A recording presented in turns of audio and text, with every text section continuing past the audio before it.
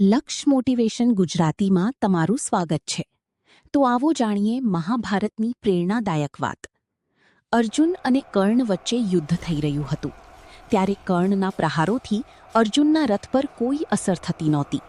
આ જોઈને અર્જુનને થયું કે કર્ણના બાણમાં શક્તિ નથી.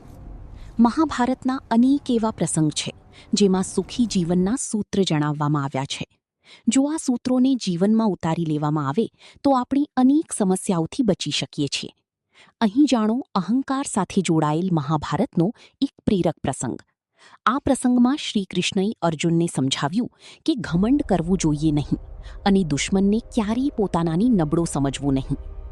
અર્જુન અને કર્ણની વચ્ચે યુદ્ધ થઈ રહ્યું હતું. બંને જ યોદ્ધા પૂર્ણ શક્તિ સાથે લડી રહ્યા હતા.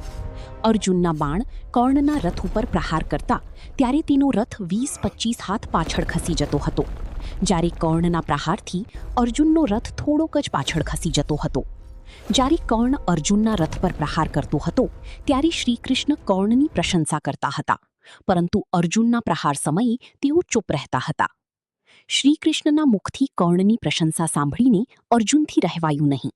તેણે શ્રીકૃષ્ણને પૂછ્યું કે હે કેશવ, જ્યારે હું કર્ણના રથ પર પ્રહાર કરું છું ત્યારે તેનો રથ ખૂબ જ પાછળ ખસી જાય છે, જ્યારે તેના બાણથી મારો રથ થોડોક જ ખસે છે.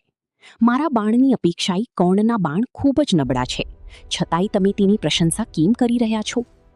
શ્રીકૃષ્ણએ જવાબ આપ્યો કે તારા રથ પર હું સ્વયં બેઠું છું. ઉપર ધ્વજા પાસે હનુમાનજી વિરાજિત છે. રથના પૈડાને સ્વયં શેષનાગે પકડીને રાખ્યા છે. તેમ છતાં કર્ણના પ્રહારથી આ રથ થોડો પાછળ ખસી રહ્યો છે. તેનો અર્થ છે કે તેના બાણ નબળા નથી. તારી સાથે સ્વયં હું છું અને કર્ણ સાથે માત્ર તેનું પરાક્રમ છે, છતાંય તે તને આકરી ટક્કર આપી રહ્યો છે. તેનો અર્થ એવો છે કે કર્ણ નબળો નથી. આ વાત સાંભળીને અર્જુનનો ઘમંડ તૂટી ગયો. તો આવા જ આર્ટિકલ સાંભળવા અમારી ચેનલ લક્ષ મોટિવેશન ગુજરાતી સબસ્ક્રાઇબ કરો અને અમારી સાથે જોડાયેલા રહો.